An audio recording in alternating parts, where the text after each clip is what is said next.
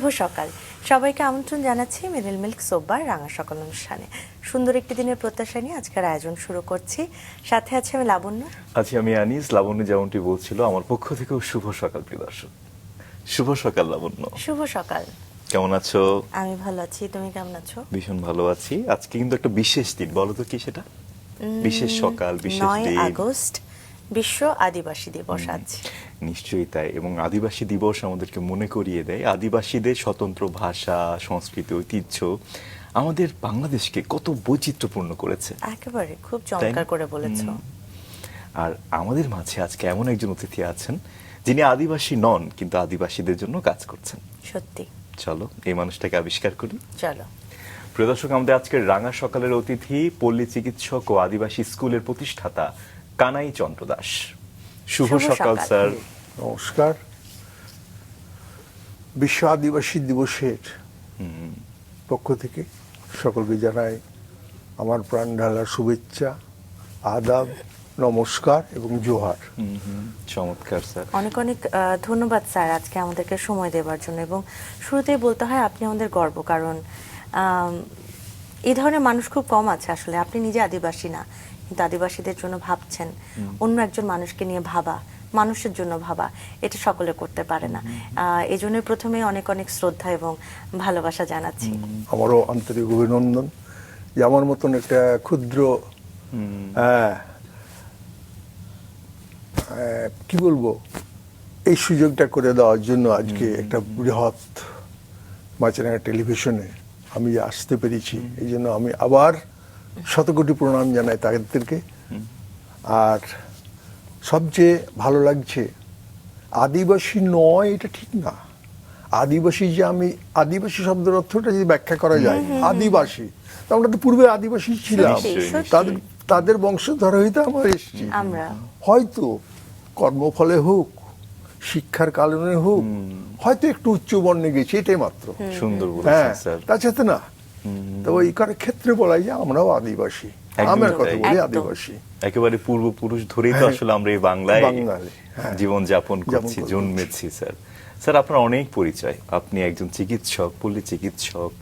আপনাকে সবাই সাধারণত চিনে কানাই ডাক্তার নামে, তারপরে হয়েছে আপনি কানাই মাস্টার, সমাজসেবক। আপনার কোন পরিচয় দিতে আপনার অনেক বেশি ভালো লাগে? আমাকে বেশি ভালো লাগে এখন বর্তমানে এই যে আদিবাসীদের শিক্ষার, যখন তারা বলে যে এটা আমাদের সার, আদিবাসী সার, মানে শিক্ষক হিসাবে পরিচয় দিতে আমাকে অত্যন্ত আমি গর্ববোধী হই। আমি মানে সত্যি কথা কোন শিক্ষক না, চিকিৎসক নই। চিকিৎসক আমার ছেলেরা, তাদের কাছ থেকে আমি শিক্ষা পেয়ে তাদেরকে একটু সাহায্য করি সেই মাত্র। কিন্তু আমার আসলেই ভালো লাগে আদিবাসী শিক্ষক হিসাবে পরিচয় দিতে। চমৎকার। এবং আপনার এই বিনয় আমাদেরকে খুব মুগ্ধ করছে। সেই জায়গাটা থেকে স্যার জানাতে চাই, রাঙা সকাল অনুষ্ঠানে আমরা যখন একজন সফল মানুষকে পাই, একদম তার ছোটবেলা থেকে জানতে চাই আজকে আপনার জীবনের সেই প্রথম অধ্যায়, আপনার শৈশব, সেই জায়গাটায় ফিরিয়ে নিয়ে যাব। চাঁপাইনবাবগঞ্জের রাজাপুর গ্রামে আপনার জন্ম হয়েছিল। সেই সময়ের কি স্মৃতি মনে পড়ে? স্মৃতি সবচেয়ে ভালো লাগে কি জানেন, আমি ছোট থেকে ছিলাম এই সাংস্কৃতিক জগতের, যেটা প্রথমে বললাম, আমি তবলা বাজাতাম। আমি এখনো তবলায় আমার মোটামুটি ভালো বাজাই। কত বছর বয়স থেকে? ওটা ক্লাস যখন 7-এ পড়ি।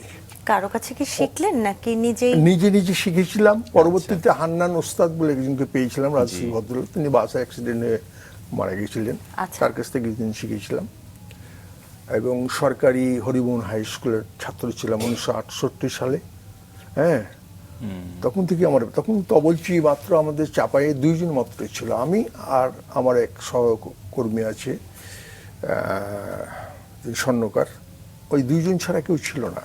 আচ্ছা, গর্বের বিষয়, আমি নবগঞ্জ কলেজে অ্যান্টি কিশোরের সঙ্গে তবলা বাজাচ্ছি।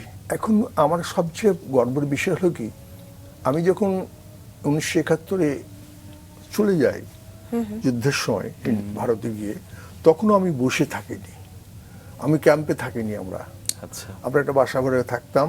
আমি মারোয়ারির দোকানে চাকরি করেছি ওখানে গিয়েও।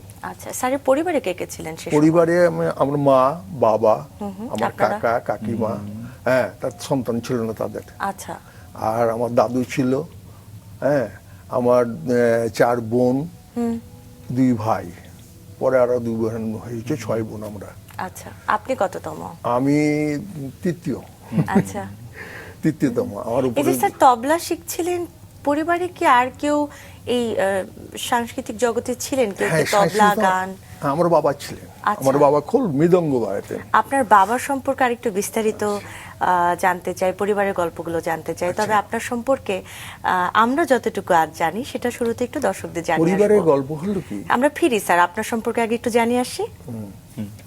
দেশের সীমান্ত ঘেঁষা এক প্রত্যন্ত আদিবাসী অঞ্চলে বসবাস করেন কানাই চন্দ্র দাস। ইন্টারমিডিয়েট পাশ করার পর পারিবারিক প্রয়োজনে তিনি যুক্ত হন কাপড় বয়ন ও বিপণনের কাজে। তবে জীবিকার তাগিদে একসময় বেছে নিয়েছেন ভিন্ন এক পথ, পল্লী চিকিৎসা সেবা। বরেন্দ্রভূমির লাল মাটির উঁচু নিচু এবড়ো খেবড়ো পথ পেরিয়ে সপ্তাহে 4 থেকে 5 দিন সাইকেল চালিয়ে তিনি ছুটে যেতেন রাজশাহীর দুর্গম কোল আদিবাসী অধ্যুষিত বাবুডাইং গ্রামে। ধীরে ধীরে গ্রামের মানুষের কাছে তিনি হয়ে ওঠেন আস্থার প্রতীক। সবার মুখে মুখে ছড়িয়ে পড়ে একটি নাম, কানাই ডাক্তার। সেই ভাবনা থেকেই 2007 সালে বাবুডাইং গ্রামে তিনি প্রতিষ্ঠা করেন একটি ছোট্ট স্কুল। শুরুটা ছিল অত্যন্ত সাধারণ, একটি বেড়াবিহীন পরিত্যক্ত চালাঘরে। সেই ছোট্ট উদ্যোগেই আজ হয়ে উঠেছে অসংখ্য শিশুর স্বপ্ন আর আশার আলো। স্কুল প্রতিষ্ঠার পর কানাই ডাক্তার পরিচয়ের সঙ্গে যুক্ত হয়েছে আরেকটি নতুন পরিচয়, কানাই মাস্টার। নিষ্ঠা, আন্তরিকতা ও ভালোবাসা নিয়ে আদিবাসী শিশুদের মাঝে শিক্ষার আলো ছড়িয়ে চলেছেন তিনি। এই মানুষটি আমাদের সঙ্গে আজ আছেন, তার গল্পে ছিলাম, ছোটবেলার গল্পে, সেখানে আবারও ফিরছি। আমরা পরিবারের গল্প শুনতে চেয়েছিলাম এবং বিশেষ করে বাবার কথা বলছিলেন, তিনি তবলা বাজাতেন, মৃদঙ্গ, খোল। মৃদঙ্গ, খোল, হ্যাঁ। মৃদঙ্গ বাজাতেন। কিন্তু আমার বাবা ছিলেন কৃষক একজন। আচ্ছা, তিনি কৃষি কাজ করতেন। বাহ। আমাদের কিছু ল্যান্ড প্রপার্টি ছিল, জি, জি। তিনি নিজে চাষবাস করতেন। আমার কাকার সন্তান ছিল না, উনি ব্যবসা করতেন, ওই যে তাঁতের যে কাজ, যেগুলো জি। কাপড় তৈরি করা এগুলো করতেন। এবং পাশাপাশি আমাকে সুশিক্ষিত করার জন্য তারা বহু কষ্ট করেছেন। আমার বাবা, আমার কাকা, তাদের অবদান আমি বলতে পারবো না, বহু কষ্ট করেছেন। সেই সময়তে আমাকে 1968 সালে একটা সাইকেল কিনে দেয়, যেখানে আমাদের গ্রামে সাইকেল বলতে কেউ ছিল না, 2-1 পরিবারে ছিল। আচ্ছা, সেই ঢাকা থেকে আমার জন্য সাইকেল নিয়ে গিয়ে দিয়েছে বাবাই, বাবা বা কাকা। আমাকে ঘড়ি কিনে দিয়েছে সে সময়, হ্যাঁ, এই স্কুলে করার জন্য। ভালো, ওরা যথেষ্ট করেছে আমার জন্য। হয়তো তাদের এই আশীর্বাদে বা তাদের সুশিক্ষায় আজ হয়তো আমি এই সম্মানটা পেয়েছি, এটা আমি নিঃসন্দেহে। হ্যাঁ অবশ্যই এটা স্বীকার করি। যদি আমাকে এই সুশিক্ষা না দিত তাহলে এই সম্মান আমি আজ পেতাম না, যে সম্মানটা পাচ্ছি আমি। বাবা খুব কষ্ট করেছে, করে যা আমাদেরকে। এখন ওকে যেটা বললাম, আমি ওখানে গিয়েও বসে থাকিনি, মাত্র পার ডে 2 টাকা করে বেতন দিত। ভারতের কথা বলছেন? ভারতে 2 টাকা আমাকে দিত, আমি 2 টাকাতেই পরিশ্রম করেছি। তখন আপনি মুর্শিদাবাদে ছিলেন? না, লালগোলা, হ্যাঁ লালগোলা, মুর্শিদাবাদে। জি, জি। আচ্ছা, হ্যাঁ। 71-এর শুরুতে কি আপনারা চলে যান নাকি? না, ওই যুদ্ধ যেদিন প্রথম যেদিন বম্বিং হয়, কোন মাসে? ওটা হলো আপনার মার্চে কি স্যার? 69 বোধ হয় পড়ছে, মার্চে। মার্চ মাসে। তখন আমি ক্লাস 10-এ ফর্ম ফিল আপ করেছি, আচ্ছা। টাকা জমা দিয়ে, ম্যাট্রিক পরীক্ষার টাকা জমা দিয়ে পালিয়ে গেছি, এসে পরীক্ষা দিয়েছি। কোন স্কুল ছিল? ওটা হরিমোহন সরকারি স্কুল। আচ্ছা, তারপরে ওখান থেকে এসে পাস করে আবার সরকারি কলেজে অ্যাডমিশন নিই। স্যার, ভারতে শরণার্থী হিসেবে যাওয়ার পরে তো বেশ সাফার করতে হয়েছে বোধহয় আপনাদেরকে? হ্যাঁ, পুরো সাফার করতে হয়েছে। দেশে কি এই ধরনের সংকট ছিল আপনাদের যখন দেশে থাকতেন? আমাদের সংকট প্রচুর ছিল। আচ্ছা, যেমন 6টা মাস আমরা খুব কষ্ট করেছি, 12 মাসের ভিতরে 1 বছর ছিলাম। 6টা মাস শুধু ওই যে কি খেয়েছি জানি না, ক্যাম্পে ঘুরেছি। তার একটা কারণ হলো, আমার বাবা মা একদিকে, আমার কাকা কাকে একদিকে, আমি আমার ভাই দাদুকে নিয়ে রেখে একদিকে, বিচ্ছিন্ন হয়ে গেছিলাম। এই সবাইকে খুঁজতে খুঁজতে কিন্তু 6 মাস আমাদের কেটে গেছিল। আচ্ছা। খুবই কষ্ট করেছি। 6 মাস পরে সব একত্রিত হয়ে তারপরে আমরা আবার নতুন করে জীবন গড়ে তুললাম। যতটুকু আমরা জানি যে আপনার বাবা একটা মাটির ঘর ভাড়া নিয়েছে। হ্যাঁ, সত্য। ওখানে গিয়ে একটা মাটির ঘর ভাড়া নিয়েছিল। কাকা তাঁতের কাজ করতো, কাপড় তৈরি করতো, জি। আর লালগোলা বাজারে, মুর্শিদাবাদ বাজারে বিক্রি করতো। আমরা কিন্তু ক্যাম্পে থাকিনি। আচ্ছা, হ্যাঁ, আচ্ছা। এইভাবে পরিশ্রম করি। আমরা যখন চলে যাই জি। তখন নিয়ে গেছিলাম মাত্র 700 টাকা বাংলাদেশের। মাত্র 700 টাকা ক্যাশ ক্যাপাসিটি নিয়ে গেছিলাম। ওখান থেকে ফিরে আসি তখন এত খেয়ে থেকে আনন্দ করেও 1300 টাকা নিয়ে এসেছিলাম। বাহ, ওই 1300 টাকা নিয়ে এসে আজকে এই ভব প্রতিষ্ঠিত, আবার সেই পরিবেশ সব ঘুরে গেছি, বাড়ি টাড়ি সব ঘুরেছি পরিশ্রম করে।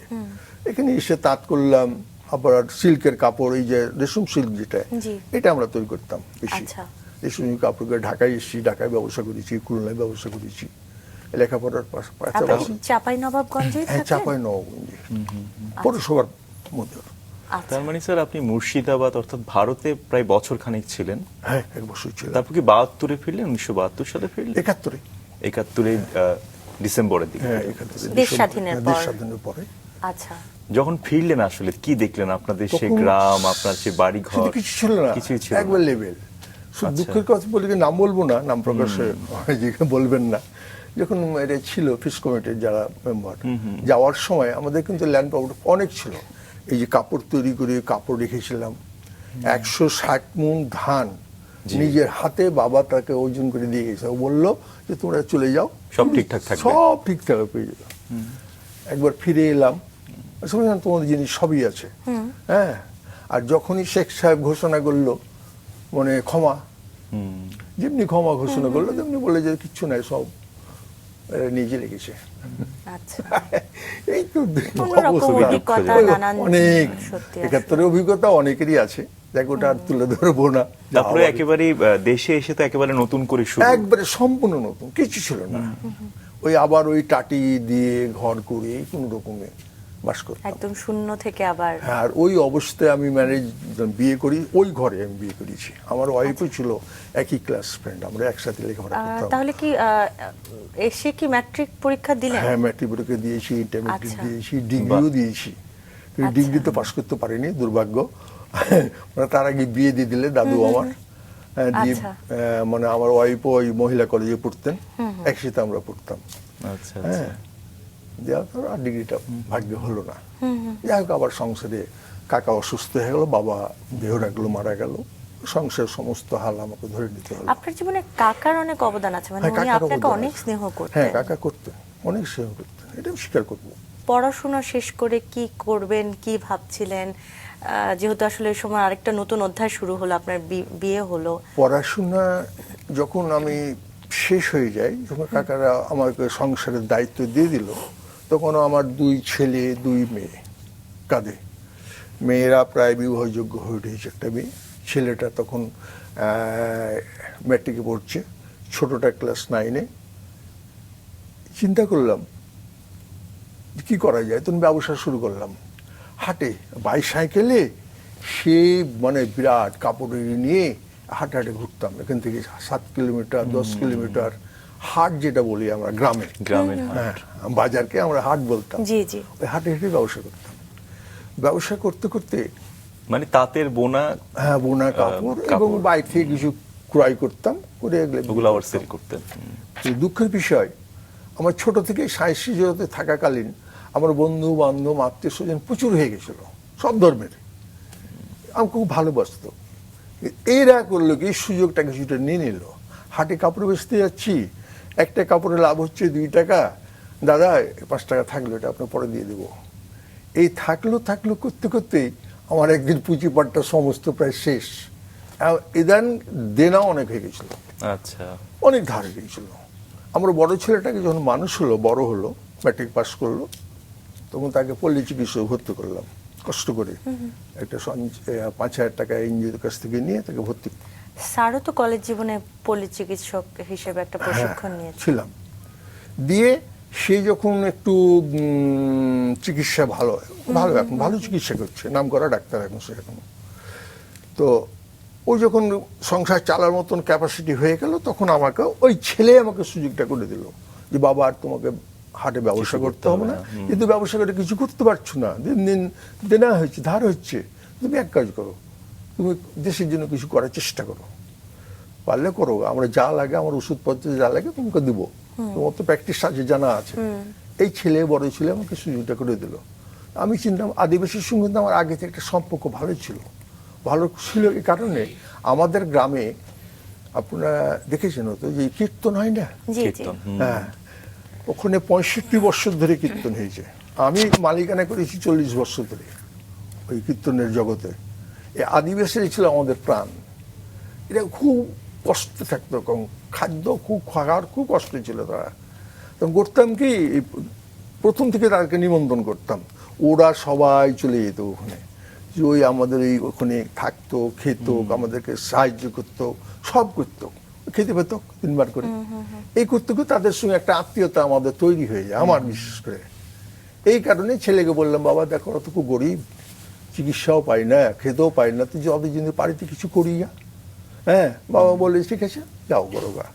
ছেলেই ওষুধ টষুধ সব বেঁধে একদিন নিয়ে যেয়ে আমাকে ওখানে গিয়ে একটা উদ্বোধন করে দিয়ে এলো। বাহ। স্যার, এটা একটা বড় আপনার ছেলে। জীবনের একটা চমৎকার মুহূর্ত, যে আপনার জীবনের যখন একটা ছেলে হলো এবং সেই ছেলেটাই আপনাকে আসলে নতুন একটা জগতে অভিজ্ঞতার নিয়ে গেল। যাত্রা শুরু করে দিল। কিন্তু আমি যদি আপনার সংগ্রামের কথা আরেকটু যদি আমরা জানতে চাই, এই যে সেই সময় একটু একটু করে আবার নতুন করে ব্যবসা করা, একটু পল্লী চিকিৎসক হিসেবে প্রশিক্ষণ নেওয়া, সেই দিনগুলো কেমন ছিল?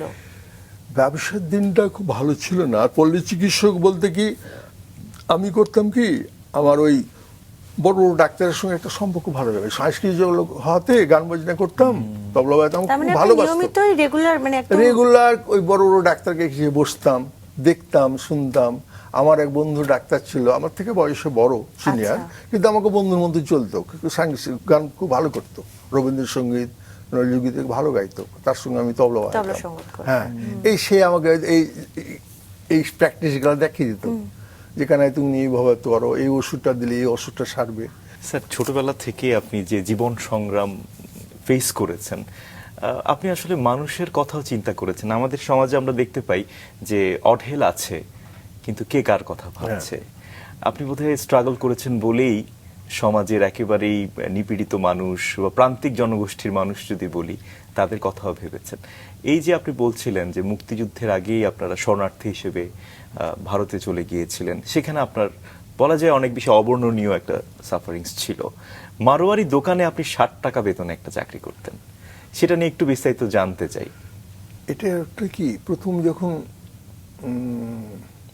আমার বাবা কাকা, প্রথম বললাম, ভালোবাসতো আমাকে খুব, আচ্ছা। খুবই আদর করতো। ওদের কথা হয়েছে, তুমি অন্তত তুমি দুটো ভালো বন্ধু খেয়ে থাকো, আমাদের কষ্ট হবে হোক। এই দোকানে, ওই দোকানে আমার এক মামা, একটু দুঃসম্পর্কের, আমার বাবার খালাইতো শালা ছিলেন। আচ্ছা। হ্যাঁ, ওই দোকানে চাকরি করতেন বহুত দিন থেকে। আচ্ছা। হ্যাঁ, ওই তখন বলে যে ঠিক আছে আমার ভাগ্নেকে আমি ওই দোকানে লাগাই দেবো। বাবা কাকা বলে ঠিক আছে, এখন যাক, দুটো ভালো তো খেতে পাবে, টাকাটা বড় কথা নয়, এখানে খাওয়ার কষ্ট হচ্ছে। যে ওই কারণে বাবা এবং কাকা ওরা ওই দোকানে আমাকে লাগাই দিল, বেতন 2 টাকা, খেতে দিত। আচ্ছা। কিন্তু সবচেয়ে এটা গর্ব করার বিষয় নয়, ব্যাপারটা হয়েছিল কি, আমি যাওয়ার পরে ওখানে যতগুলো শরণার্থী ছিল আমার এরিয়ায় সব, আর আমি ছোট থেকে কাপড়ের ব্যবসা করতাম, সবাই আমাকে চিনে।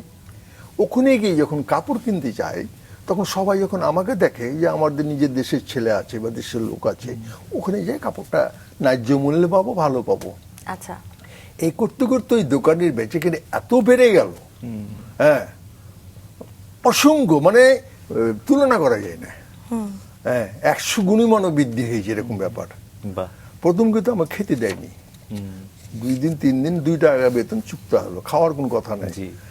3য় দিনে আমাকে বলছে যে কানাই তুমি আজকে বাড়ি যাবা না খেতে, কেন, এখানে খাও। আচ্ছা। আমার 2 টাকাও গেল, 2 টাকা পেতাম, এটা আর পাবো না। আচ্ছা। দেখ, খাওয়ার খুব ভালো দিতে লাগলো, এবং নিজের ছেলেরা আগে আমাকে খাওয়াতো, ওর গুণ ভুলতে পারবো না, এত ভালোবাসতে লাগলো। 7 দিনের দিন একদিন আমাকে বলছে পরীক্ষা করার জন্য, ক্যাশে বসে আছে, তো আমাকে বলে কানাই তুমি ক্যাশে বসো, আমি একটু বাইরে কালেকশনে যাব। আমাকে ভয় লাগছে, 1000 টাকা ব্যাপার, আসলে ভয় করতাম খুব। বলছি তুমি বসো না ক্যাশে, আমি বলছি তুমি ক্যাশে বসো।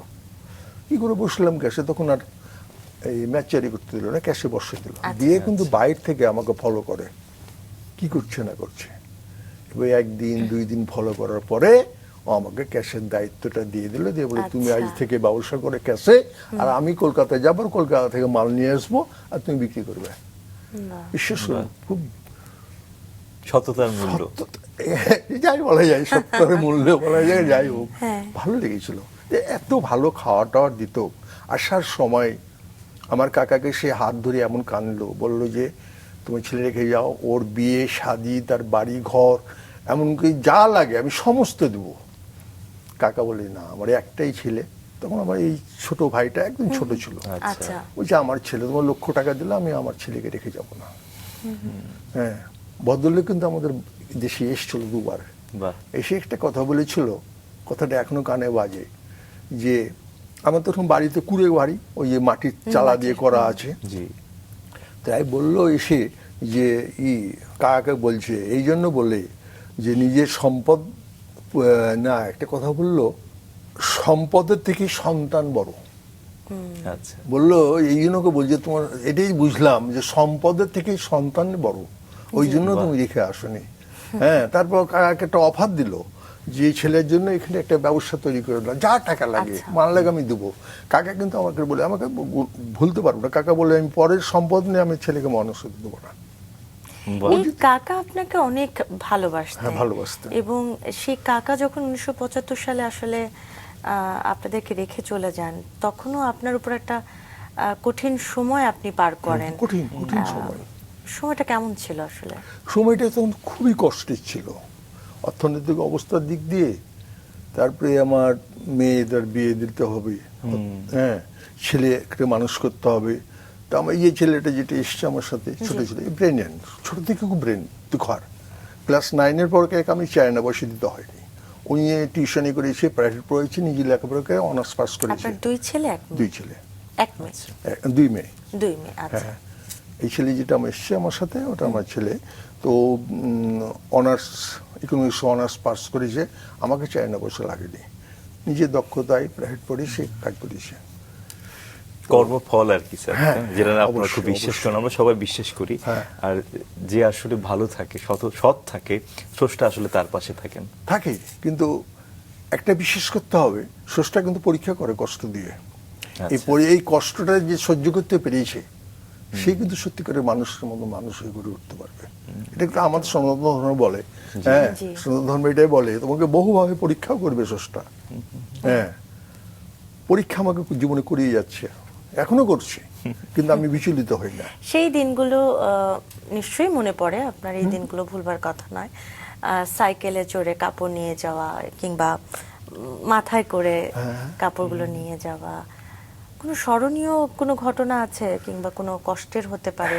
আছে। কষ্টের দিনই কেটেছে বলতে পারি, কিন্তু তারপরও 1998 সালে বড় বন্যা হয়েছিল, জি জি জি, 98 অনেক বন্যা। বড় বন্যা, তখন সমস্ত হাটঘাট সব ডুবে গেছিল, বুঝলেন, কঠিন অবস্থা। তখন কিন্তু সাইকেল চলেনি, মাথায় করে নিয়ে গেছি, নিয়ে গিয়ে ওই যে না বিক্রি করলে, মানে কিছু সোর্স অফ ইনকাম না করলে আবার সংসারে অসুবিধা হবে, ওইভাবে জল ভেঙে মাথায় কাপড় নিয়ে হাট বসেছে কোনো পাহাড়ে বা পুকুরের ধারে বা বনের ভিতর, ওখানে গিয়ে ব্যবসা করে নিয়ে এসেছি, এভাবে কষ্ট করেছি। কিন্তু আমি ওই আসলে কর্ম করতে খুব ভালোবাসি, এখনো আমি কাজ না করে থাকতে পারি না। হ্যাঁ, এই আমার এইটাই বদ অভ্যাস। যেমন আমি সংসারে এখনো কাজ করার চেষ্টা করি। হ্যাঁ, বৌমা বলে বাবা থাকতো, বস থাকেন তো, কিছু করতে হবে না, কিন্তু পারি না, অবসর নিতে পারেন? ও নিতে পারি না। বৌমার বয়তনের সময় বলে এই বর্ষ তো আমি এটা করে দিচ্ছি। এখনো আমি রান্না করতে ভালোবাসি, মাঝে মধ্যে রান্না করি, ছোট থেকে রান্না করতে ভালোবাসি, এখনো করি। হ্যাঁ, বাড়িতে বৌমাকে নিষেধ করে এই সবজি টবজিগুলা কেটে টেটে দেওয়া, আমি কি করে বসে থাকে, অন্য করি। হ্যাঁ, করতে দেয় না, বৌমারা বলে অনেক তো করেছেন আর কেনে, ভালো লাগে বাবা করতে গেলে। স্যার কর্মই আসলে আপনাকে বাঁচিয়ে রেখেছে, আমাকে সুস্থ বাঁচিয়ে রেখেছে, রেখেছে, সুস্থ রেখেছে। এখন আপনি সাইকেল চালান? হ্যাঁ, সাইকেল চালায় রাত্রি, বললাম যে রাত্রি 2 ঘন্টা 3 ঘন্টা ধরে কীর্তন গান করি এখনো। বাহ। তার একটা কারণ হলো কি জানেন, এই যে নিচু বর্ণে যারা, দরিদ্র যারা, একটা কীর্তনে দল নিয়ে গেলে 1-3 ঘন্টা গান করলে 5 থেকে 6 হাজার টাকা দিতে হবে। আচ্ছা। আর আমার ঘোষণা দেওয়া আছে তোমাদের কিচ্ছু নয়, কেবল অটো ভাড়া একটা 300 থেকে 400 টাকা লাগবে, এটা দিবা, আর কিচ্ছু লাগবে না। এই জন্য আমাকে প্রতিদিনই আমাকে নাইট জাগতে হয় প্রায় এখনো। ভালো লাগে, আনন্দ পায়, তারা শ্রদ্ধা করে, ভক্তি করে, এটাই বড় পাওনা। টাকাটা কি আছে? হ্যাঁ, টাকাটা হাতের ময়লা, আজ আছে কাল থাকবে না, তো এই কারণে আমি এখনো স্যার এখনো আপনার বয়স হচ্ছে এখন স্যার 72 বছর, যেটি বলছি 73 বছর, 73 কিন্তু এখনো স্যার আপনি সুস্থ আছেন। হ্যাঁ। এই সুস্থ থাকার রহস্যটা আসলে কি যদি সুস্থ বলতেন? থাকার অর্থ, একজন আমাকে অনেক বয়স্ক, আমার থেকে মোটামুটি প্রায় 30 বছর বড় হবে, ওর সঙ্গে আমরা চলাচল প্রতিদিন। ওই ভদ্রলোক কিন্তু কোনোদিন দেখেনি যে একটা ওষুধ খেয়েছে। আমাদের ওখানে বাড়ি ছিল, তা চিনবেন। সেটা হলো কি, এই এই যে আদিবাসী নেত্রী ছিল না, কি ওর নামটা, নাচলের ইলামিত্র ইলামিত্র, ইলামিত্রর ওই যেটা আত্মীয়, আমাদের বর্তলাহাটে বাড়ি ছিল। বাহ, হ্যাঁ, ইলামিত্র আত্মীয়, দেখা চলতাম আমরা খুব মেশে তেভাগা আন্দোলনের নেত্রী। তো উনি, আমি কোনদিন দেখি, তো আমরা ওকে মেশে মশা বলতাম। আচ্ছা, আচ্ছা। তো মেশে মশা আমাকে কোনদিন দেখলাম না যে আপনি ওষুধ খেয়েছেন, কারণটা কি, এর থিরুটা কি? তা আমাকে যে কানাই, এই জিহ্বাটাকে কন্ট্রোল করো, তোমাকে ওষুধ খেতে হবে না, দারুণ। জিহ্বাটাকে কন্ট্রোল করো। তার মানে যে আমি খেতে বসেছি, আমি যা খাই, ডাল দিয়ে ভাত দিলেও ওটাই খাবো, রুই মাছ দিয়ে দিলে ওইটুকুনি খাবো, খাসির মাংস দিলে ওইটুকুনি খাবো, তার বেশি কিন্তু আমি খাবো না। আচ্ছা। তোমার তো শরীর ঠিক থাকবে। আর তুমি পোলাও পেলা, খাসির মাংস পেলা, বেশি করে খেয়ে নিলা, তোমার হজম হবে না, তোমার কাজ দিবে না। হ্যাঁ। আর অরিন একটা বলেছিল, আমি এখন ওটা ফলো করি, আমি নিজে ব্যবহার করি। সেটা হচ্ছে কি, আমাকে খেতে দিলেন তো, এখন খেলাম, খাওয়ার পরে আমাকে যদি বলেন 10 মিনিট পরে, আমি ওই পরিমাণ আমাকে খেতে পারবো। আচ্ছা। এই খাওয়ারটা আমি যেন হজম করতে পারি, আমার শরীরে যেন রক্ত বৃদ্ধি হয়, এই শিক্ষাটা আমি পেয়েছি তার কাছ থেকে। আচ্ছা, যে তুমি এমন পরিমাণে খাবে যে খাওয়ার পরে উঠে তোমাকে ওইটুকু যেন আবার খেতে পারো, এটা তুমি গ্যাপ রাখবে। সাইকেলটা মানে পেট ঠিক খালি রাখতে হবে কিছু অংশ। এটা কিন্তু আমি এখনো ফলো করি। জীবনের অনেক অনেক শিক্ষা পেয়েছেন সেখানে, যখন ব্যর্থতা এসেছে সেখান থেকেও নিশ্চয়ই অনেক রকম শিক্ষা পেয়েছেন। সেই রকম একটা গল্প, রেশম থেকে সিল্ক উৎপাদনের যে ব্যবসা ছিল, সেটা তেমন লাভজনক হয়ে ওঠেনি। করতে পারিনি। কি মনে হয়েছিল যে নতুন করে আবার কি শুরু করব, কিভাবে কি করব?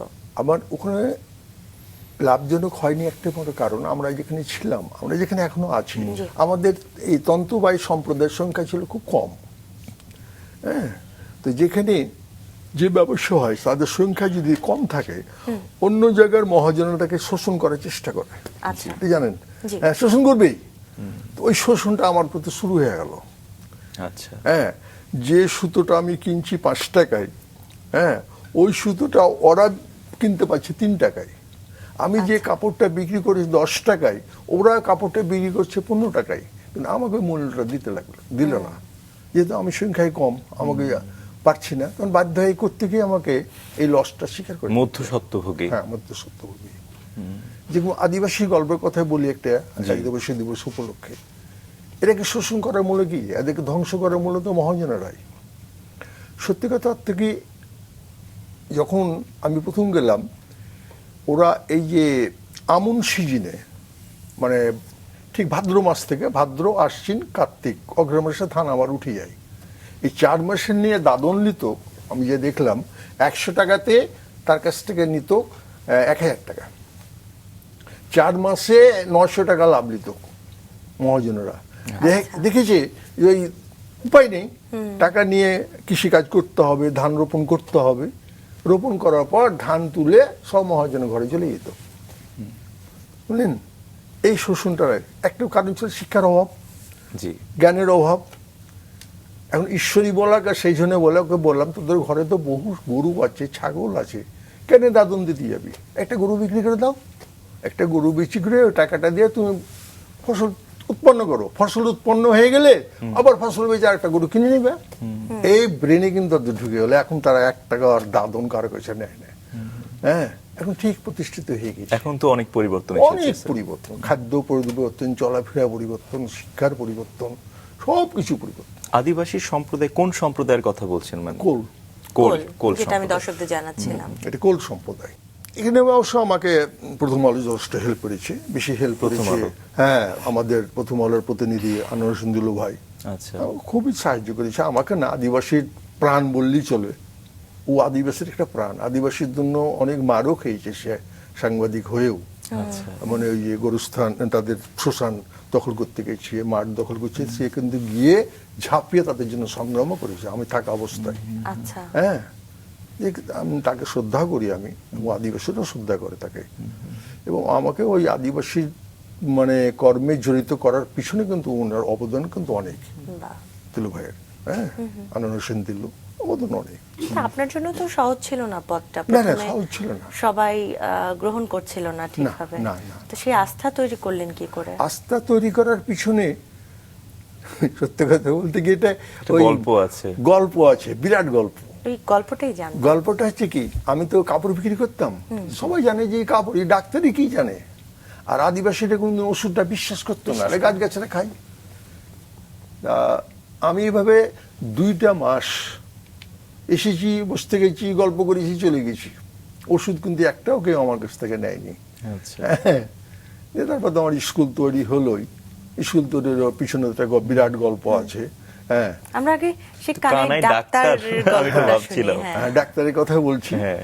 দিয়ে একদিন হঠাৎ করে দেখছি বাবা ওর একটা ছেলেকে কাঁধে করে নিয়ে চলেছে, আর আমি কিন্তু ওই আদিবাসী গ্রামের পাশে একটা বাঁশবন ছিল, এই বাঁশবন ওখানে বসে বিশ্রাম করছি, ওষুধের ব্যাগ আছে নিয়ে বিশ্রাম করছি দুপুরবেলায়, আর ও কাঁধে করে নিয়েছে, ছেলেটা খুব কান্না করছে, যন্ত্রণায় ছটপট করছে। আমি ওকে বলছি যে কি হয়েছে তোমার ছেলের? ওই যে ওর খুব পেটে লাগছে, কি যে হয়েছে, ডাক্তারের কাছে নিয়ে আছে। তাই বললাম তুমি আমার কাছে ওষুধ নাও।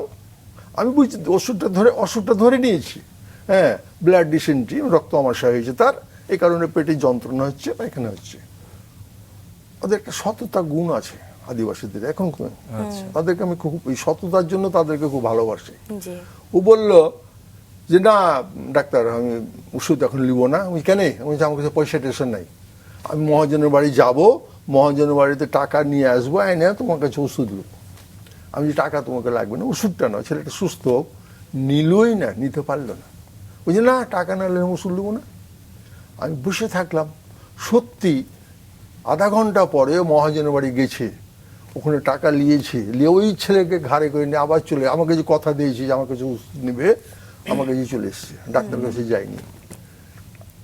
ওষুধ দিলাম সেই জন্য ঈশ্বরকে স্মরণ করে, ওষুধ দেওয়ার পরে আমি চিন্তা করি এই আমার প্রথম চিকিৎসা, এখানে যদি সাফল্য আনতে পারি তাহলে একদিন আমার সাফল্য অবশ্যই হবে। জি। তারপর দিন সকালে এসে দেখছি ওই ছেলেটা পুকুরে হেলে বেড়াচ্ছে। আচ্ছা। আমার মানে প্রাণটা মানে আনন্দ ভরে উঠেছে। হ্যাঁ, ছেলে পুকুরে হেলছে। যার বাবাকে বললেন কি গো, না ডাক্তার ভাই, 1 ডোজ ওষুধ খেয়ে সব ঠিক হয়ে গেছে, কিচ্ছু ব্যথা নেই, আরাম হয়ে গেছে। এই আস্তে আস্তে আস্তে আস্তে ওরা তো বিশ্বাস অর্জন হলো। আর যেটা পারতাম না সে ছেলেকে মোবাইল করতাম, ছেলে বলতে বাবা এই ওষুধ দাও, এটা দাও, এভাবে চিকিৎসা করতাম। স্যালাইন করতে জানতাম না, তখন ছেলেকে ডেকে পাঠাতাম। আমার ছেলে, বড় ছেলে, ওই জন্য খুব হেল্প করেছে। স্যালাইন ওখান থেকে এসে বাইসাইকেল নিয়ে এসে স্যালাইন করে দিয়ে গেছে, পয়সা নেয়নি কারোর কাছ থেকে। একটা বিষয় খুব মেলাতে পারছি, মানে এখনো অব্দি আমিও বিভিন্ন আদিবাসীর, ব্যক্তিগতভাবে আদিবাসীদের সাথে মেশার সুযোগ হয়েছে। আমার খুব ক্লোজ একটা বন্ধু আমার, সেও আদিবাসী। ওদের মধ্যে আমি আসলে এই বিষয়টা খুব খেয়াল করি যে সততা, একদম সৎভাবে, যেটা যা তাই, মানে অন্যভাবে আসলে কিছু নেই। হ্যাঁ, ওদের ওই যে দুমুখ না, ওদের মুখ দুটো না। হ্যাঁ, মানে আমরা তো যারা ছল চাতুরি করি তাদের মুখ তো দুটো, এক মুখে এক কথা বলবো আর এক মুখে আর এক কথা হয়ে যাবে, কিন্তু ওদের না, ওরা যেটা বলবে সেটাই ঠিক। এই চিকিৎসা সেবা দিতে গিয়ে তাদের সঙ্গে আপনার একটা সখ্যতা তৈরি হলো আদিবাসী সম্প্রদায়ের সঙ্গে, এবং একটা ছোট্ট মেয়ে আপনাকে বলেছিল যে কাকা আমাদের কি, হ্যাঁ স্যার আমাদের কি আপনি শিক্ষা দেবেন কিনা, লেখাপড়া শেখাবেন কিনা, তাই না? তাদের একটা ভাষা ছিল, চন্দনী ছিল ওর নাম, না? হ্যাঁ, চন্দনী। কি ভাষায় বলছিল ওরা, ওদের ভাষাটা তো ওইভাবে না। ওরা বলছে তুই তো লেখাপড়া জানিস, আচ্ছা, তা আমরা কি একটু লেখাপড়া শিখাবি না? আচ্ছা। এই শুনে আমার মানে ওই প্রথম অন্তরটা মানে শান্তি পেলাম। আমি বসে আছি, সময় কাটছে না, তখন একটা গোয়াল ঘরে ওদের বাড়া, যেখানে রান্না করে, ওই রান্না করে চালার ভিতর তাদের নিয়ে প্রথম শুরু করলাম। 5 জন। আচ্ছা। এই 5 জন করতে করতে মোটামুটি 10 কি 15 দিনের ভিতর প্রায় 25-30 জন হয়ে গেল। আচ্ছা। তখন তো প্রথম আলোর প্রতিনিধি আনোয়ার হোসেন দিলু ভাই ওই গ্রামে ছোট অনেক দিন থেকে যেতেন, ওদেরকে ভালোবাসতেন। ক্যাব করে খবর পেয়েছেন যে এরকম একজন এসছে, সে লেখাপড়া শেখাচ্ছে। আর আমি তাদেরকে ছুটি দিয়ে চলে আসছি, একটা পুকুর আছে, পুকুরের ধারে। ওই দিলু ভাই দেখে বলছে, আপনি কি এখানে কি করছেন? বলছি, হ্যাঁ দাদা, তো একটু দয়া করে আপনার ছেলে মেয়ে গেলাকে একটু জড়ো করতে পারবো না? আমি একটা স্ক্রিপ্ট নেবো, ছবি নেবো। হ্যাঁ পারবো না, কেন পারবো। হ্যাঁ, সবাইকে আবার ডেকে বসালাম, সাক্ষাৎকার নিল, ছবি নিল, নিয়ে তো প্রথম সে 2007 বোধ হয়, 2007 সালে কত তারিখ যেন পেপারে আছে ওটা। আচ্ছা। হ্যাঁ, ওই ছাই করলো যে কানাই মাস্টার না, কানাই ডাক্তার হয়েছে কানাই মাস্টার, এই প্রতিবেদনটা করে দিল। আর ভাগ্যক্রমে প্রতিবেদনটা পড়লো ঢাকার এক মহান ব্যক্তি, যিনি এই ধরাধাম থেকে চলে গেছেন, মানে আমাকে নিজের সন্তানের থেকে ভালোবাসছেন। আচ্ছা। ওনার হাতে পড়লো। ওনার হাতে পড়ার পরে ওনার নামটা একটু জানতে পারি? আশিকুর রহমান। জীবিত অবস্থায় নামটা বলতে নিষেধ করেছিল, তিনি আর নাই যখন জগতে, তখন বলবো। তার ছবি আমার স্কুলে রাখা আছে। তাকে আমি অত্যন্ত শ্রদ্ধা করি, ভক্তি করি। তিনি একজন মুক্তিযোদ্ধা ছিলেন, সায়েন্টিস্ট ছিলেন। দিয়ে ওনার হাতে পড়লে উনি সাথে সাথে, আমার তখন মোবাইল ছিল না সে সময়, দিলু ভাইয়ের মোবাইলে করলেন, দিয়ে বললেন যে ওনার সঙ্গে একটু কথা বলবো। দিলু ভাই আমাকে ডেকে পাঠালো, আমি গেলাম, আমার সঙ্গে কথা বললো, দিয়ে বলেছে আপনার এইটা পড়লাম, প্রতিবেদনটা খুব ভালো লেগেছে, তা আপনি কি নেবেন? আমাকে বলছে, আপনি কি নেবেন বলেন। আমি বলছি, দাদা আমি কিছু নিব না, যদি কিছু করতে চান আদিবাসীর জন্য কিছু করেন পারলে। আবার বলছেন, না আপনি কি নেবেন বলেন। হ্যাঁ, আমি বলছি, আমি তো বলছি যে আমি কিছু নেব না, আমার কোনো প্রয়োজন নাই, যতটুকু যদি পারেন কিছু সাহায্য করে তাদের জন্য করেন। তিনি ভদ্রলোক এত আনন্দ দিয়ে বললেন যে দাদা আমি পাখি নই, আমি তো উড়ে গিয়ে এখন আপনাকে দেখতাম। ওই যে আপনাকে বারবার বলছি আপনি কি নিবেন, আপনি না নিয়ে ওই আদিবাসী কথাই বলছেন, তো ঠিক আছে যান, আমি কালকেই আসছি গাড়ি নিয়ে। তারপরের দিন সে গাড়ি নিয়ে এখান থেকে তাদের জন্য সমস্ত ওষুধ, হ্যাঁ ওকে বলে যে ওষুধ কি কি ব্যবহার করেন আপনি এটা বলেন। এটা ওষুধ ব্যবহার করি আমি, লিস্ট করে নিলেন। মোটামুটি 3 থেকে 4 হাজার টাকার ওষুধ নিয়ে গেল। আমার ওয়াইফের জন্য একটা শাড়ি নিয়ে গেল, আমার জন্য ধুতি পাঞ্জাবি, হ্যাঁ বাচ্চাদের জন্য সিলেট টিলেট খাতা কলম যা লাগে সব নিয়ে গেল। নিয়ে গিয়ে আমাকে বললেন, ঘুরলেন, দেখলেন, দেখার পরে বললেন যে আপনি এক কাজ করেন, 1 মাস থেকে শুরু করে 14 বছরের যত ছেলে মেয়ে আছে সবাই লিস্টটা তৈরি করে আমাকে এখনই দেন। আচ্ছা। হ্যাঁ, তাদের জন্য পোশাক পাঠাবে। স্যার ওখানে আদিবাসীদের সংখ্যা কেমন হবে সে সময়? এখন ওদের আপনি যখন কাজ করেছি তখন 120 ঘর ফ্যামিলি ছিল। আচ্ছা, 120 ঘর ফ্যামিলি ছিল সেই সময়। তারপরে শিশুদের সংখ্যা বের করতে পারলাম। হ্যাঁ, শিশু সংখ্যা বের করলাম, ওটাকে দিয়ে দিলাম। তারপরে কিছুদিন পরেই দেখছি সব পোশাক আশাক শিশুদের পাঠিয়ে দিয়েছে। দিয়ে আমাকে বললে যে দাদা আপনি কাজটা চালিয়ে যান। আমি যে চালার জন্য তো নেমেছি, তা আমি বলছি আমি কিছু দিতে পারবো না, আপনাকে 500 টাকা করে মাসে মাসে দেবো। আমি ঠিক আছে, এটা বলে তো আমার খুশি আরো, মানে 500 টাকা বলে আমি চক সিলেট পেন্সিল তাদেরকে বই টই নিয়ে দেবো, চকলেট সিভিট ট্যাবলেটগুলো দিব, ওরা আরো খুশি হবে। ওই নিয়ে এই কাজ শুরু করলাম। করতে অল্প কিছুদিনের মধ্যে বহু সংখ্যা হয়ে গেল, জায়গায় সংকলন হয় না। গোয়াল ঘরে ঢুকলাম, গোয়াল ঘরে সংকলন হয় না। তখন বাগানে গিয়ে পিটি টিটি শিখায়, গান শিখায়। আমি কিন্তু গান করতাম, গান শিখাতে লাগলাম তাদেরকে। হ্যাঁ, গান শিখায়, বিভিন্ন গল্প বলি, মানে আনন্দের ভিতর তাকে থাকে যেন তারা স্কুলমুখী হয়। এটাই আমার প্রধান কার্যক্রম ছিল। দিয়ে কিছুদিন পরে আবার ওই আশিক ভাই বলে যে দাদা আপনার পক্ষে একাই তো সম্ভব নয়, আপনি আর একটা টিচার দেখেন, ওকে 500 টাকা দিব। দিয়ে এরপরে 2টা মহিলাকে নিলাম, আদিবাসী। হ্যাঁ, আদিবাসী মহিলা, তারা সামান্য একটু অক্ষর গান জানতো। দিয়ে কিছুদিন ওরা চাকরি করলো, করে আর বলেছে আমার গাড়িতে পোষাচ্ছে না, মানে মাঠে কাজ করে ওরা বাদ দিয়ে দিল। দিয়ে আমার স্বজাতির একটা ছিল, ওকে নিলাম, নিয়েই কাজ শুরু করলাম। করতে করতে করতে 2009-এ প্রথম আলো অনুদান, দিলু ভাইয়ের সাহায্যে অনুদান এলো। দিলু ভাই বললো যে ঠিক আছে প্রথম আলো তোমাকে 2000 টাকা করে দেবে। আর ওই ভদ্রলোক 2000 টাকা দিতে লাগলো, যে 4000 টাকা মাস। আবার শিক্ষক দিলেও বাড়ালাম, 1000 করে 4 জন শিক্ষককে 4000 টাকা করে নিতে লাগলাম। হ্যাঁ, যে 13 সালে দিলু ভাই বললো যে না, প্রথম আলো গেল ওরা ইনকোয়ারিতে যে বলে দাদা আপনার পক্ষে এত বড় সম্ভব নয় চালানো, বলছে না দাদা আমি পারবো না, যেহেতু আমার অর্থনৈতিক অবস্থা এরকম নয়, জি তো স্কুলটা আমাদেরকে দিয়ে দেন পুরোপুরি। দেখলেন আমার কাজ হলো যেন আদিবাসী ছেলে মেয়েরা শিক্ষিত হয়। শিক্ষায় শিক্ষিত হোক। আর দিল্লুভার একটা সততা যে শেষে ওই যেন তোমার শরীরে কোনো কালি না পড়ে। ওখানে ভূমি মানে জমিগুলো সব সরকারি ল্যান্ড প্রপার্টি, বলতে পারবো না যে আমি 1 শতক জমি আমার নামে করিনি, এখন পর্যন্ত করিনি, ইচ্ছা হলে করতে পারতাম। তখন ইচ্ছা করলে আমি 10 বিঘা 15 বিঘা 20 বিঘা সম্পত্তি নিজের আমি নিয়ে নামে নিতে করে পারতাম। ফেলতেন। কিন্তু দিলু ভাই আমাকে বলেছে খবরদার এই সুনামটা তোমার বজায় রাখো। যে পুরস্কারটা তুমি পেলে 2008 আমি পুরস্কার পেলাম 2টা, সাদা বনের মানুষ আর ভোকেশনাল অ্যাওয়ার্ড বিভাগীয় 2টা পুরস্কার পেলাম। জি। আমি যেটা আমার বড় পাওনা, অবশ্যই সম্পদ কি করব? স্যার আপনার অবদান পুরস্কার চেয়ে আসলে বেশি। হ্যাঁ পুরস্কারটা কত বেশি। একদম একদম।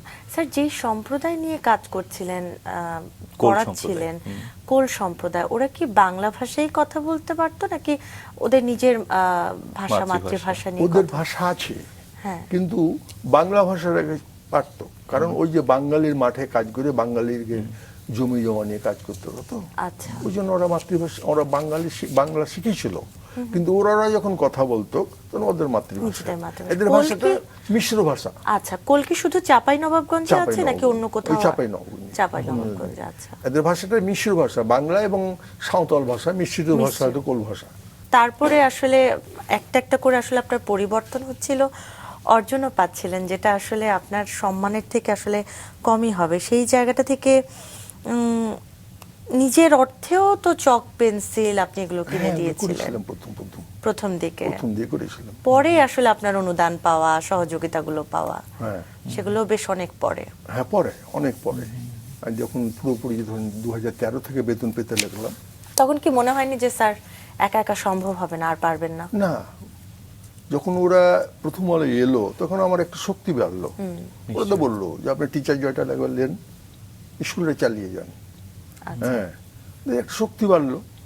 আর দ্বিতীয়ত যখন ওই ছেলে মেয়েগুলা, বিশেষ করে যখন ওই প্রাইমারি সেকশন থেকে হাই স্কুলে যেতে লাগলো, তখন আরো ভালো লাগতে লাগলো। এবার ভালো লাগার পিছনে কারণ হচ্ছে কি, যখন দেখলাম দিলু ভাইকে বললাম, প্রথম আলোকে বললাম, দাদা এই প্রাইমারি থেকে জীবন শেষ করলে তো হবে না, এদেরকে উচ্চশিক্ষায় শিক্ষিত নিয়ে যেতে হবে। তো আমি ঠিক আছে হাই স্কুল করেন। হাই স্কুল তখন শুরু করলাম প্রসেস। হাই স্কুল তো নিবন্ধন তো স্কুল হয়নি, মাটি নাই।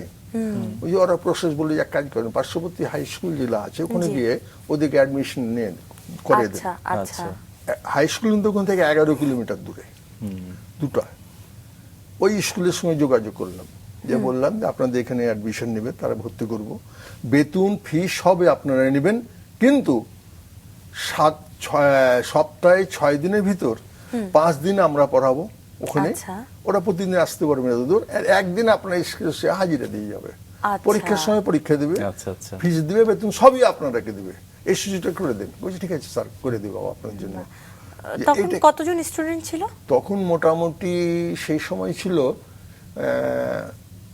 হাই স্কুলে ভর্তি করেছিলাম, এখানে মেয়েদেরকে করেছিলাম 15 জন, আর ছেলেদেরকে করেছিলাম 23 জন মতো হাই স্কুলে। আচ্ছা, তাহলে তারা ওখানে পরীক্ষা দিচ্ছিল, এখানে 5 দিন ক্লাস করছিল, এখানে কোচিং, কোচিং। আচ্ছা, আমাদের স্কুলটা সব লেখাবা কোচিং, ও দূরে যেতে পারবে না। হ্যাঁ, তখন আবার ফের দিলু ভাই একটু হেল্প করলো, কি ডোনারকে সাহায্য নিয়ে 6টা সাইকেল কিনতে চেষ্টা করলো। আচ্ছা, 6টা সাইকেল কিনে দিলে মেয়েদেরকে।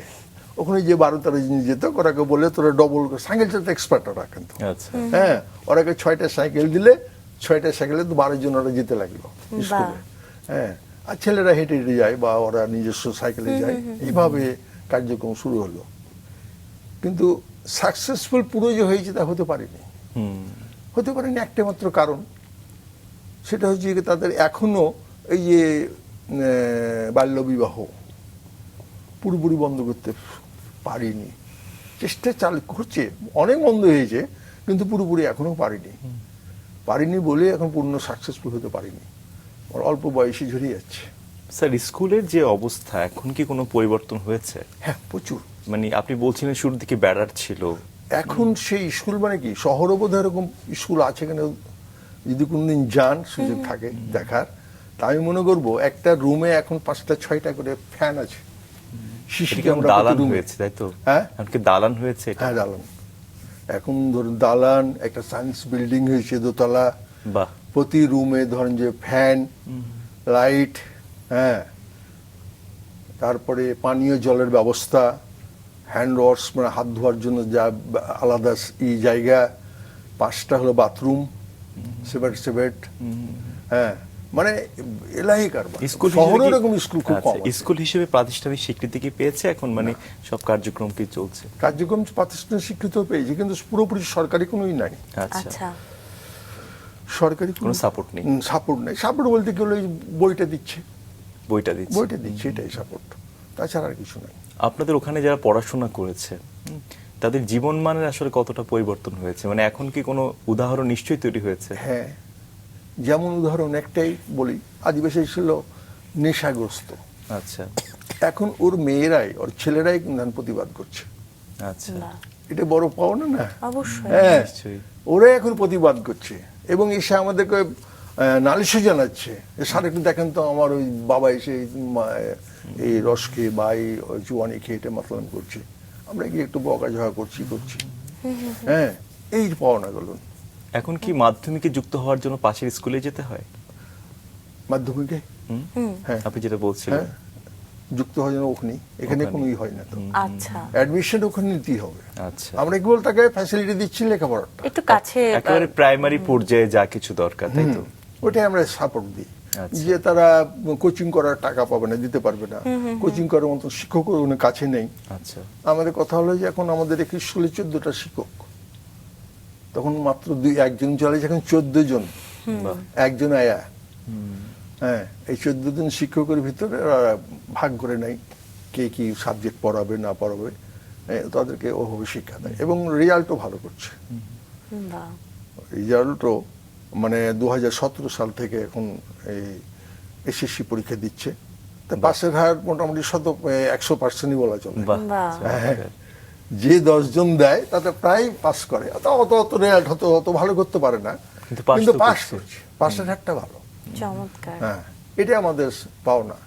এমন কোন শিক্ষার্থীর কথা মনে পড়ে যে আসলে খুব স্মরণীয় হয়ে আছে বা অনেক পরিশ্রম করেছে? সবাই অনেক, আসলে অনেক। পরিশ্রম করে, তো তার মধ্যে একজন উদাহরণ হয়ে আসে আসলে। এখনো আছে, এখনো একটা আছে, আমার প্রথমকার সেই ছাত্রী পার্বতী বলে নাম মেয়েটার, প্রথম আচ্ছা। যখন লেখাপড়া শেখায়, এখনো সে উদাহরণ একটা, সে এখন পর্যন্ত বিয়ে করেনি, লেখাপড়া করে যাচ্ছে। এখন ওই খ্রিস্টান, ওরা খ্রিস্টান হয়ে গেছে, দিয়ে দিনাজপুরে খ্রিস্টান ওই স্কুল কলেজে এর মধ্যে সেকেন্ড ইয়ারে পড়ছে, আচ্ছা, বিয়েও করেনি এখনো মেয়েটা।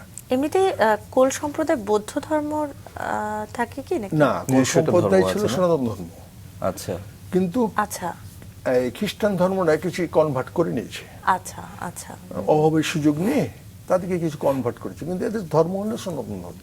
আচ্ছা, আচ্ছা, হুম, হুম। হ্যাঁ, এদের ইতিহাস অনেক বড়, অন্যরকম। পার্বতী যে মেয়েটির কথা বলছিলাম এখন কিসে পড়ে? এখন সেকেন্ড ইয়ার বলছে, 1 বছর ফেল করেছিল, আচ্ছা, আচ্ছা, ফেল করেও সে লেখাপড়া বাদ দেয়নি।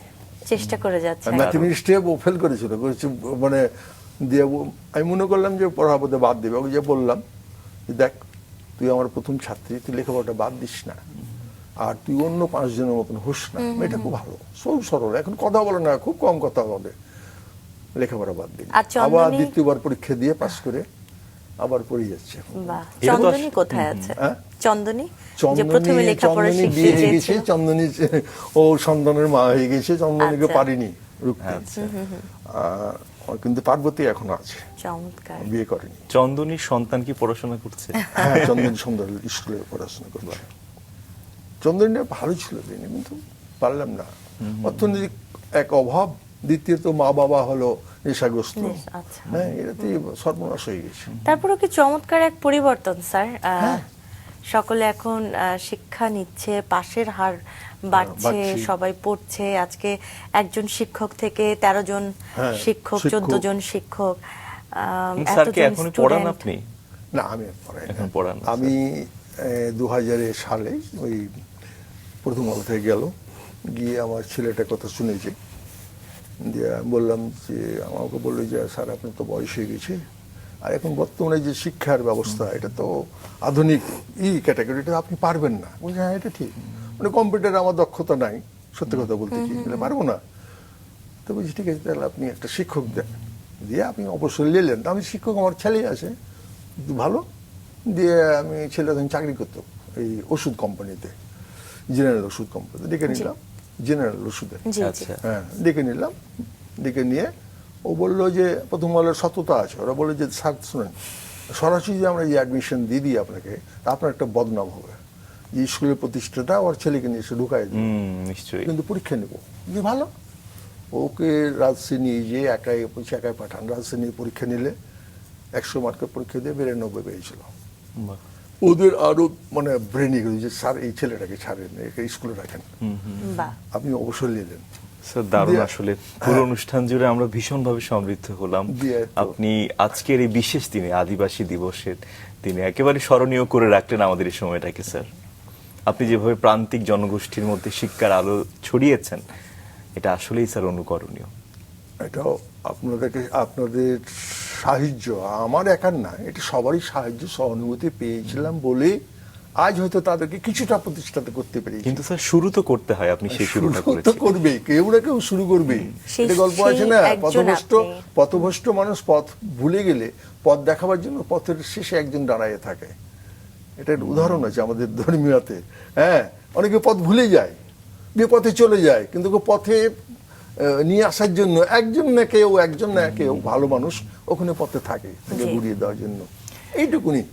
নিশ্চয়ই স্যার, অনেক অনেক শুভকামনা আপনি সময় দিয়েছেন আমাদেরকে। হ্যাঁ, সকলকে ধন্যবাদ। এই যে আমরা সুযোগ করে দিলেন, এই জন্য মাছরাঙ্গা টেলিভিশনের কর্মকর্তা পরিচালক বৃন্দ যারা আছেন, বর্তমান আমার সামনে আপনারা আছেন, গুণীজনই বলবো, যে অনেক গুণীজনের সঙ্গে আপনারা সঙ্গ করছেন, গুণীজনকে সম্মান দিচ্ছেন। আপনারাও পরম গুণীজন না হলে আর গুণীজনকে কেউ সম্মান দিতে পারে না। আমরা স্যার শিখছি, আপনার স্যার। সম্মান সবার চেয়ে উপরে। স্যার অনেক ভালো থাকবেন আপনি। হ্যাঁ, সবাই সুস্থ থাক, ভালো থাক, এটা কামনা করে আজকের মতন বিদায় নিচ্ছি। ধন্যবাদ স্যার। ধন্যবাদ স্যার।